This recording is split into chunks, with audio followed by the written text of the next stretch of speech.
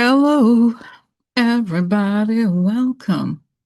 Rosa Psych Investigator, hello, everybody, welcome.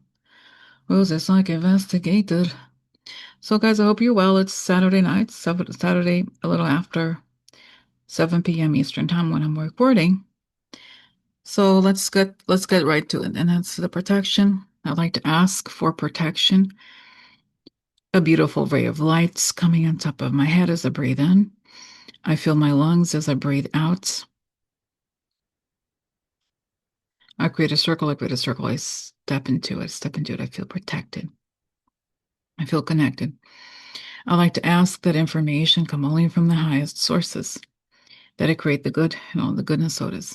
Okay, so, all right, so I think it was Thursday, or I don't think it was Friday. It was, um, news came out about the Trump administration's new, I would say new, but let's say overt shift, openly overt shift towards the Putin position. Okay. And by that, I mean they change what they call the national security paradigm, or to essentially reflect what has always been the Russian goal, which is to blame Europe, to treat Europe as the enemy instead of Russia. So we're going to look into that. I'm going to read some of the articles so you have the context. Oh, so here we are. All right, so let's go back to here what came out.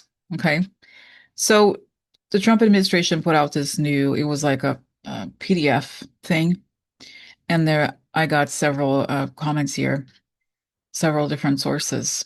Actually, let's start here with Heather Cox Richardson. She's a historian, and she has the largest following on Substack of 2.5 million.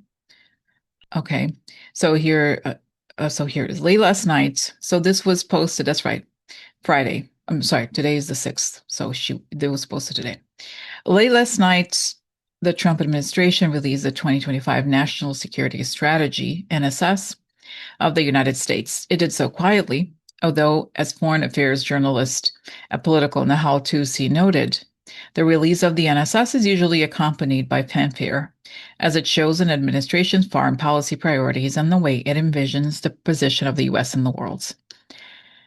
The Trump administration's NSS announces a dramatic reworking of the foreign policy of the U.S. The foreign policy the U.S. has embraced since World War II.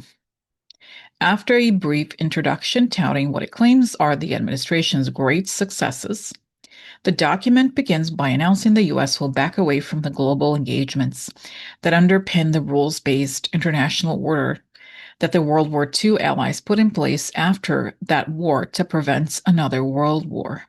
The authors of the documents claim that the system of institutions, like the United Nations, alliances like the North Atlantic Treaty Organization, aka NATO, and free trade between nations that established a series of rules for foreign engagements and a web of shared interests around the globe, has been bad for the U.S. because it undermined the character of our nation.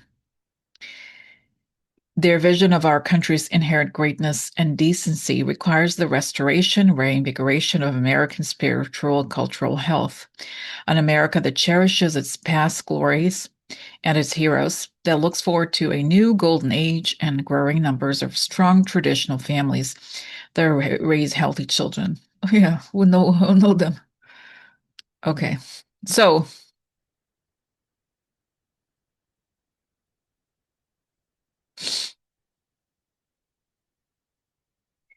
all right, here it is. Observers referred to the document as National Security Council's Report 88 and noted that it could have been written in just 14 words. White supremacists use 88 to refer to Adolf H and 14 words to refer to a popular white supremacist slogan. All right, so I'm not going to read the entire thing, but this is important, okay? About Russia, this part. The document reorients the US away from traditional European allies towards Russia. The authors reject Europe's current course, suggesting that Europe is in danger of civilizational erasure and calling for the US to help Europe correct its current trajectory by restoring Europe's civilizational self confidence in Western identity. Allowing continued migration will render Europe unrecognizable within 20 years, the authors say, and they back away from NATO by suggesting that as they become more multicultural, Europe's societies might have a different relationship to NATO than those who signed the NATO Charter. In contrast to their complaints about the liberal democracies in Europe, the document's authors do not suggest that Russia is a country of concern to the US, a dramatic change from past NSS documents. Instead, they complain that European officials hold unrealistic expectations for an end to Russia's war against Ukraine, and that European governments are suppressing far-right political parties. They bow to Russian demands by calling for ending the perception and preventing the reality of NATO as a perpetually expanding alliance. So I'm not going to read all of this, guys, because it's very long. You're free to. So she has a whole, it's a whole post, a long post. Anybody, you just look her up, and I'm going to post a link here. You can subscribe to her Substack; it's free. And you will receive daily emails from her if you do so. But let's now look into some of the questions that were raised right as a result of this. What I find interesting is that this is a kind of like a formalization of what they have been doing openly, which is like attacking Europe, and we know how JD Vance has acted, right? Especially they are undermining Europe, they're aligned with Russia in every sense, right? So so then there was I didn't even talk about it, but a few days ago there was a leaked phone call, the transcript of a leaked phone call with European leaders uh, warning Zelensky against the U.S. for rightfully so. And then I think yesterday Russian drones attacked a French submarine area that trains submarines, something like that. Um, like not attack submarines underground, but it's an area that train like there's some sort of ship that is probably connected to submarines. So it's very serious what's happening, and I there's a lot of questions to ask. So let's get to it. Let's get to it. All right. So it's a lot of questions. Let me put it. I don't like the blue for some reason. I like the white. It's better for me. So, what does the publication of this pro-Russia document mean for the USA? Now we have confirmation they do work for Russian interests. Overt confirmation, right? They're openly doing that. Will their quote unquote vision of the fascist axis take place? Will they be able to truly split the world like that? And will they defeat Europe? Because that's really the goal, it looks like, right? Will Russia's view of the world take hold, or will they be defeated? Okay, so by they, let's just say,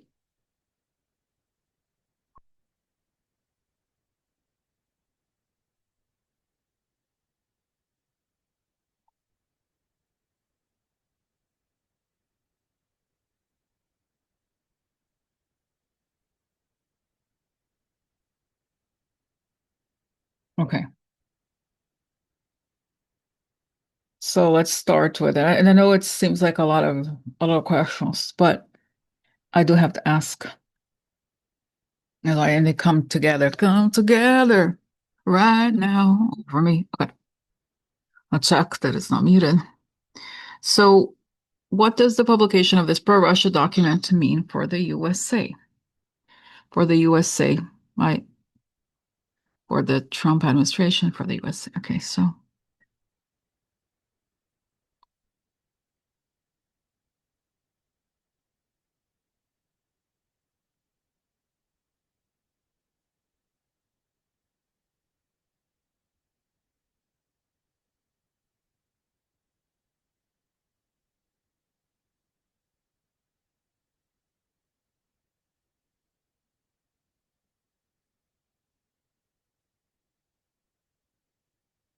I think I should ask the USA meeting, I think also for the Trump administration. So what I saw is this image of a piece of glass that was covering them, like if they were in an office or something that was frosted before, so you couldn't really see exactly their faces. It was sort of blurry. And it shows that once this document is published, now it's completely clear. So you could definitely see, like the mask has dropped, or any pretense that they had to be allies of Europe or to be what we were before. It's obvious now, right? But then it shows me that people are angry in the ground, on the ground. And then I also see that as this glass is covering them, like in front of them, you know how you've seen this in like even some politicians have glass covering them or something like that. But I see that as the glass becomes clear, people get angrier, and then they shatter the glass. And as they shatter the glass, it flies onto the faces of all of them and it cuts them and they bleed. So in other words, as it becomes clear, it's also their downfall, right? It's not that the downfall happens because they finally are open about who they have always been, right? It's that it's inevitable. Does it make sense? As they like put the cards, they decide to stop pretending. It does not protect them because I think they've played this game for a really long time to protect this whole fascism of it. Oh no, no, we're not doing anything. We really care, or really are this and that. And when they draw, they think it's sort of like the attitude of abusive people, narcissism, whatever. They start to erase to go into people, erase boundaries, to get into your boundaries, to push, push, push to see what they can get away with. And then when they feel like they can get away with everything, they do it. And I think they've done the ultimate, right? The ultimate acts here, but people have not given up. Okay. And so it shows that it will hurt them as they feel comfortable showing their true treasonous face. It hurts them. And by the way, this is the image. I don't think it was a pun on any of the events related to Trump's fake assassinations or whatever. It was just an image. All right. Okay. So I had to drink some water because my throat was scratchy. But I also refine here the questions a little bit. Okay. So what does the publication of this pro-Russia document mean for the USA? Will Russia continue to exert influence in USA politics in the next years, or will it end soon? Meaning, if things turn out the way I envision and others envision, the influence will have to end. But if not, okay, then the U.S. will be like a colony because that's what it is, right? The U.S. in the Trump administration's vision, if it happens the way he and his people are pushing, then the U.S. becomes a colony of Russia, really. Okay, really, because Russia is setting the tone, Russia is setting the agenda, right? So, but let's see what is going to be the outcome. Okay, let's see. Will Russia continue to exert influence in USA politics in the next years, or will it end soon?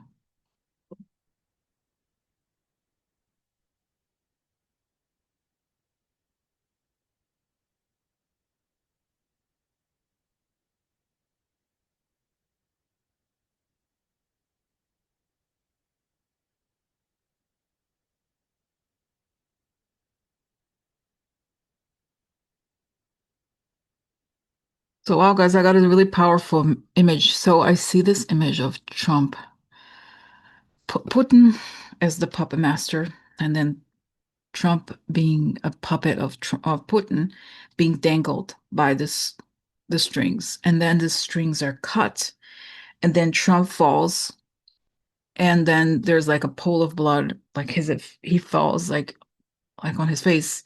This is not literal, by the way. Okay, and then Putin falls also. I mean, he's also going to pass away himself.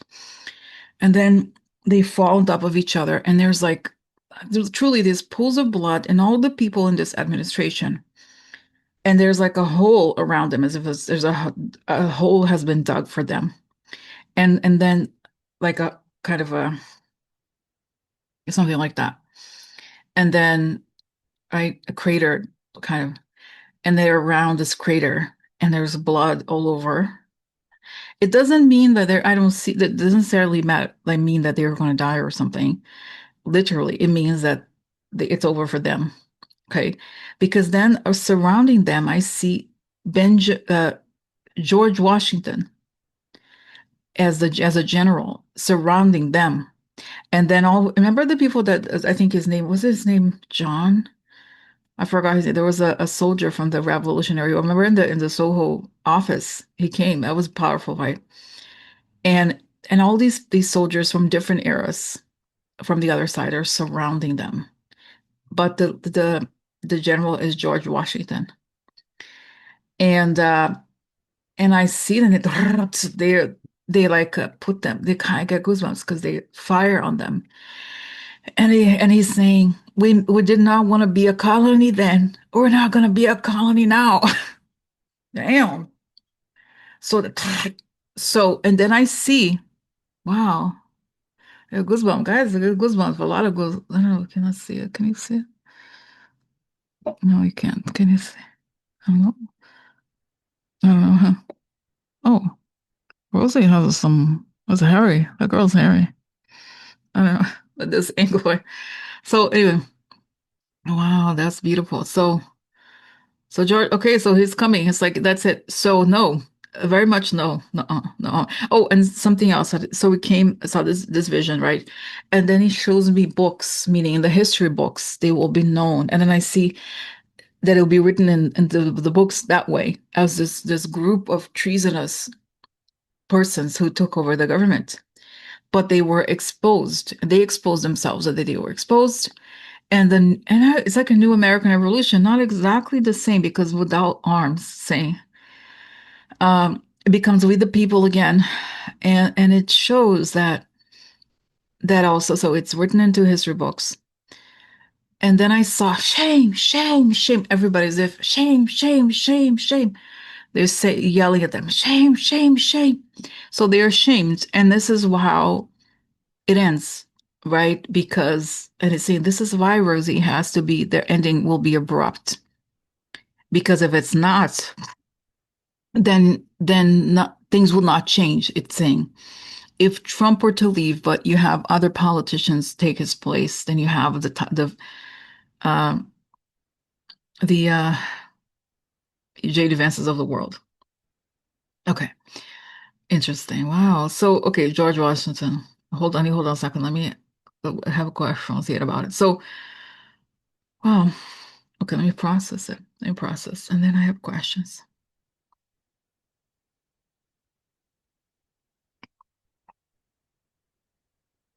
So important. They will also fall. So that's right.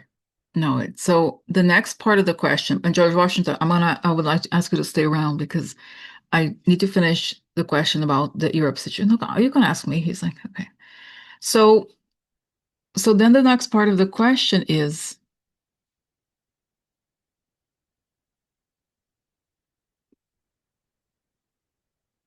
okay, will Russia's view of the world weaken Europe and no NATO take hold, or will they, Trump admin and Russia, be defeated? Like be defeated meaning remove from the government here, and of course put an ending there. And he's, by the way, I haven't even asked about Russia attacking France more directly. Okay, so let me just ask: will Russia's view of the world weaken Europe and no NATO take hold, or will they, Trump and Russia, be defeated?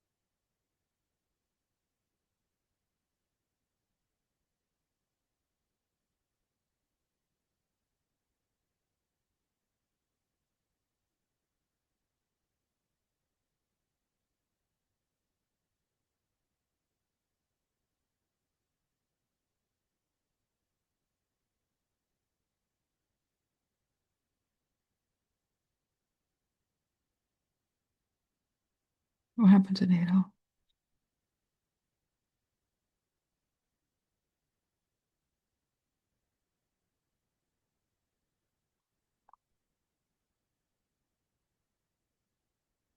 So it's interesting. Okay, it's interesting. I tell you what I see, and then we can get into more question about the question. Okay, so I saw them a vision of them on top of a mountain. And it's funny because well, that part is not funny. I sometimes watch documentaries about mountain disasters when people go to the Everest or K2, the very dangerous mountain climbing missions. And one of the horrible things that can happen in those things, and by the way, it is weird that I watch it because I'm always like, I watch it, I'm like, thank God I'm not there. It's like, you go, girl. You go climb. Go climb, you go. Because honestly, those documentaries, I'm always like, okay, so you're going to a place with very low oxygen, and they hired the locals, the ones that kind of like make everything fine for them. And then they like want to, oh no, I was almost there. There's no oxygen, barely like, oh, I didn't have water, have anything. It's like, oh my God, it was an accident. It's like, it's crazy, these things. But anyway, the point is, I watch documentaries and there's sometimes footage of people. This is awful, okay? If you just slip and like you don't hold on to the thing, you start rolling down. But in those places, that means instant death. Like when you start, okay, when you start like going down from those places, you can't come back. You really cannot come back. So, okay, so in other words, oh, I don't know if you could, somebody rang. I hope it didn't.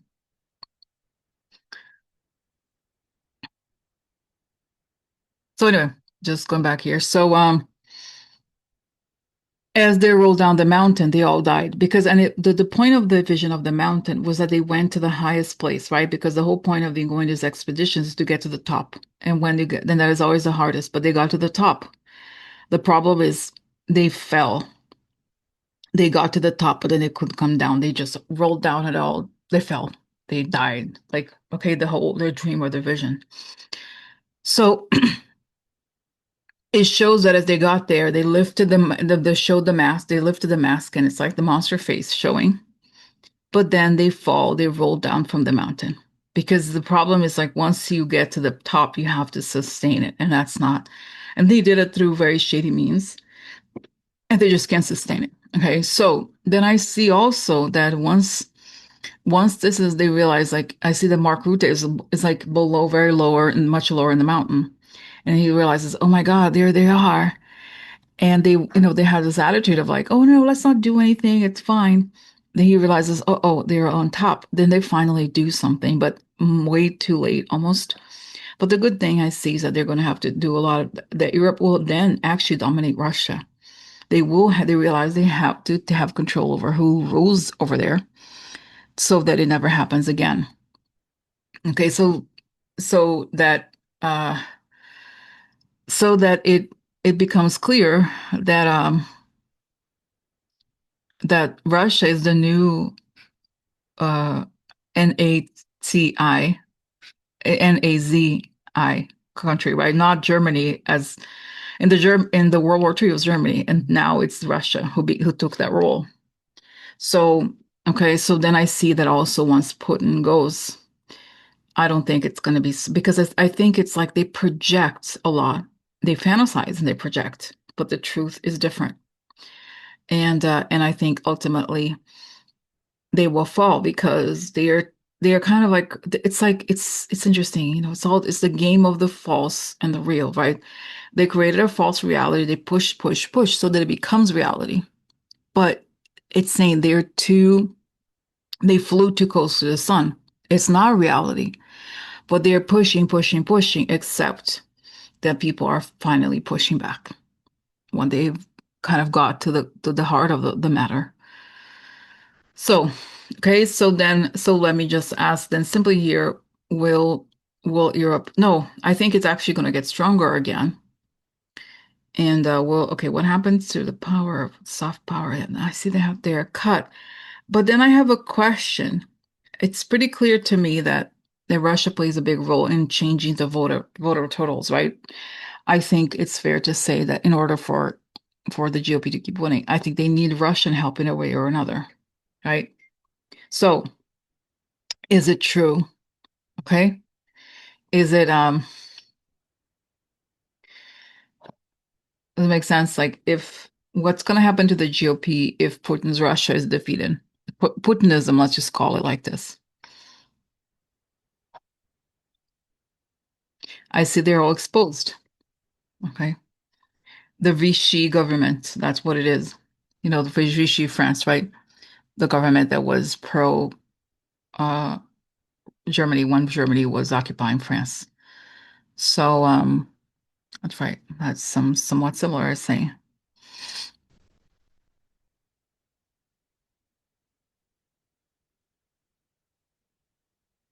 Let me ask also, um, is it fair to just play a bit of the devil's advocate here? Is it fair to trust that we're going to change when the politicians have done nothing? Like, I'm not saying, I don't want to become this person who's like, oh, look, all the both sides. No, but to be honest, there's still some Democrats that take money from some of these same like pro crypto organizations and pro whatever. So how are we going to have change when we still have this makes sense? It has to be something new. How are things going? So George Washington, come back, please. Okay, so let's see.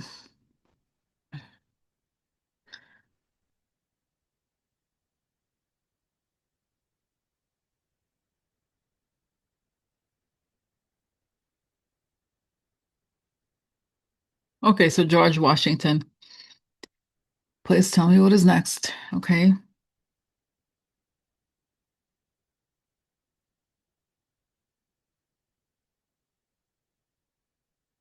I see again I see an image of him on a horse as a general, and I see he's like kills everybody. Okay.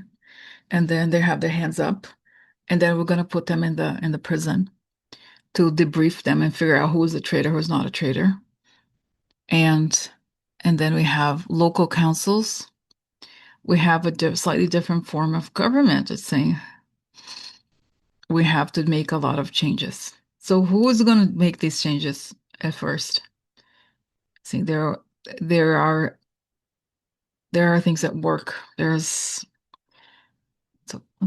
stuff at work. What are we going to?